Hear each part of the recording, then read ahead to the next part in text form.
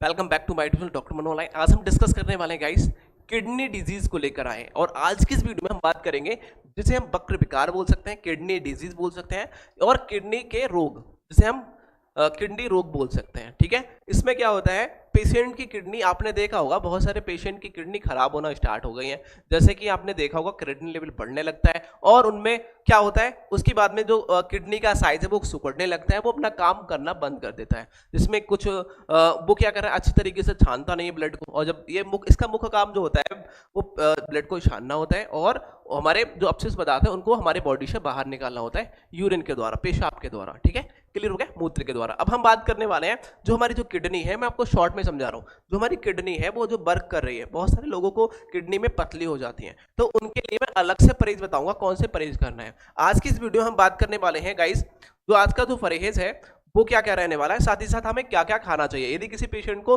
Kidney संबंधित कोई problem है तो उन्हें कौन सा परहेज बहुत ही ज्यादा इंपॉर्टेंट है, उन्हें परहेज करना चाहिए। यदि हम पहले डिस्कस करें इसके पथ्य के बारे में, इसे क्या क्या चीज खिला सकते हो, यदि किसी पेशेंट को किडनी संबंधित कोई डिजीज है तो उसको क्या देना चाहिए। देखिए, मैंने कहा यदि उसको किडनी में पथली है तो उसके लिए परहेज अलग वीडियो बनाऊंगा, लेकिन यदि और भी कोई प्रॉब्लम्स है, क्योंकि उसमें पथली क्या है, वो एक्स्ट्रा पार्ट है, वो अलग से बना है, कोलेस्ट्रॉल के द्वारा बना है और वो कभी भी उसको रिमूव किया जा सकता है। लेकिन यदि किडनी में सुकड़ापन आ गया, किडनी में कोई प्रॉब्लम्स आ गई, किडनी में सिस्ट हो गई है, गांठें हो गई है, तो उस सभी कंडीशन के लिए, किडनी छोटी हो रही है तो उस सभी प्रॉब्लम्स के लिए हमें इन परहेज करना होगा जो मैं आपको बता रहा हूं। तो हमें क्या क्या देना है, पहले गाय के दूध, देखो गाय के दूध का छाछ दे सकते हो, गौ दूध दे सकते हो, गाय का दूध दे सकते हो, पेठा दे सकते हो खाने के लिए, ककड़ी दे सकते हो, परमल दे सकते हो, धनिया दे सकते हो, सौंफ दे सकते हो, बहुत अच्छा है। पपीता भी उसको खाने के लिए दे सकते हो पेशेंट के लिए यदि किडनी संबंधित है। सेब भी दे सकते हो, अमरूद खाने के लिए दे सकते हो, आम दे सकते हो, ठीक है, और नागकेसर भी दे सकते हो। लौकी, तुरई तो बहुत ही ज्यादा इंपॉर्टेंट है। मैं हमेशा कहता हूं कि पेशेंट को किसी तरीके की डिजीज है, उसे रोग हुआ है, तो उसे लौकी, तुरई और टिंडा, ये तीनों चीजें हर पेशेंट को दिया जा सकता है। लौकी, तुरई, टिंडा दे सकते हो, ठीक है, पपीता, कच्चा पपीता दे सकते हो, कच्चा केला दे सकते हो, ठीक है, सेम की फली दे सकते हो, सहजन की फली या पत्ती दे सकते हो, साथ ही साथ गाजर या फिर जौ, अनानास का रस दे सकते हो, पत्था चट्टा के पत्ते दे सकते हो। पत्ता चट्टा जानते हो, उसका पत्ता बहुत ही यूजफुल होगा, बहुत ही इफेक्टिव होगा, ठीक है, इसको आप देख सकते हो।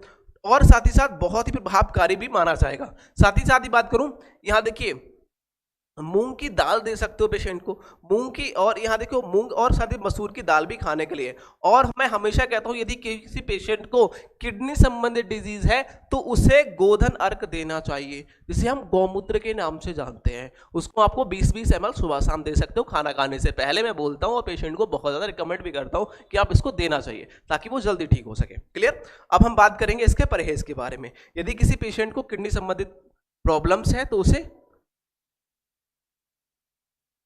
तो हाँ, उसे कौन सा परहेज करना चाहिए। देखिए, उसके लिए देखो मटर बिल्कुल बंद कर दीजिए। यदि किसी पेशेंट को किडनी संबंधित कोई डिजीज है, मैंने कहा यदि उसको पतली है किडनी में तो मैं अलग से वीडियो बनाऊंगा, उसको भी परहेज करने की आवश्यकता नहीं है, उसके लिए अलग से, क्योंकि वो अलग बात है, ठीक है।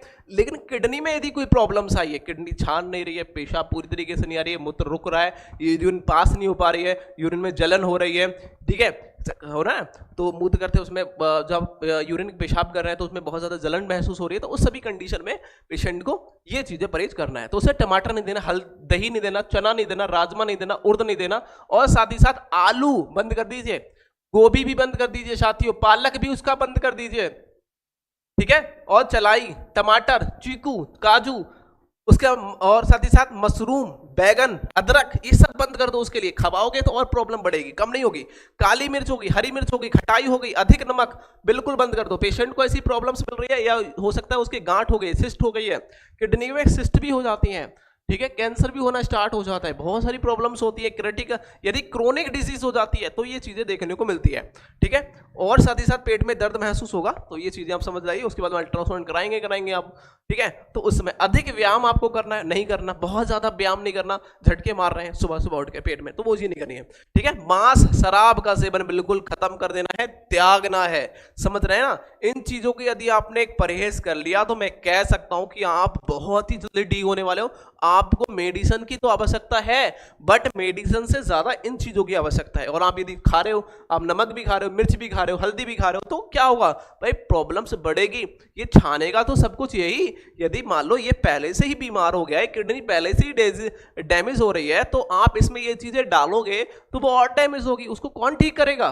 तो करेगी तो मेडिसिन तो आप दे रहे हैं, देन इसको भी आपको परहेज करो ताकि आप जल्दी ठीक हो जाओ। यदि आपकी फैमिली मेंबर में ऐसा कोई पेशेंट है, आपके घर में है या आपके पड़ोस में है, तो अपने सभी को इस वीडियो को शेयर कर दो, उन्हें बता दो कि आपको ये मेडिसिन और ले सकते हो। जो मैंने आपको मेडिसिन पहले भी बताई है, ये वीडियोस मैंने एक्सप्लेन करके अलग से वीडियो बना रखी है, कौन सी आपको मेडिसिन ले सकते हो। यदि आपको कोई भी डिजीज है तो आप मुझसे कांटेक्ट कर सकते हो, देन मुझसे पूछ सकते हो कौन सी मेडिसिन ठीक है, कैसे लेनी है और क्या। तो चैनल को सब्सक्राइब कर लीजिए, दोस्तों को शेयर कर दीजिए। सारी रिपोर्टें आप 8077 वाले नंबर पर आप भेज दें, ताकि मैं उसको देख करके आपको सही जानकारी दे सकूँ आपको कौन सी मेडिसिन सबसे बेहतर है, जो आपको बहुत ही जल्दी ठीक होने वाले हो। तो चैनल को सब्सक्राइब कर लीजिए, दोस्तों को शेयर कर दीजिए। Thank you.